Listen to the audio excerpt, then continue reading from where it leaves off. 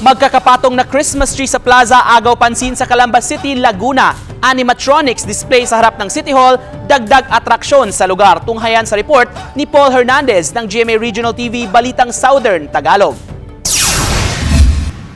Christmas feels na sa City Plaza ng Calamba sa Laguna. Nagningning ang open grounds ng pasyalan dahil sa mga makukulay na Christmas display. Favorite selfie spot ng magbabarkada at pamilya ang Field of Lights. Agaw atensyon ng humigit kumulang 70 talampakan na Christmas tree. Gawa ito sa pinagpatong-patong din na Christmas cones na aabot sa higit 20 piraso. Binuksan na rin ang Christmas Bazaar sa lungsod. Yung aming consultant ang nagbigay ng idea na for a change, kasi di ba pagka Christmas tree, parang yung regular Christmas tree na Christmas lights lang. But this time, it's different kasi nga we are espousing yung kalambagong pamahalaan. Pinaka-inaabangan ng animatronics display ng Belen sa harap ng City Hall. Hindi mo na nga raw kailangan pumunta ng Green Hills para masaksihan ang sikat na COD o Christmas on display. Gumagalaw siya, motorized siya, tapos nandun of course yung si Mama Mary, si St. Joseph, si Papa Jesus, saka yung three things, tapos yung mga animals.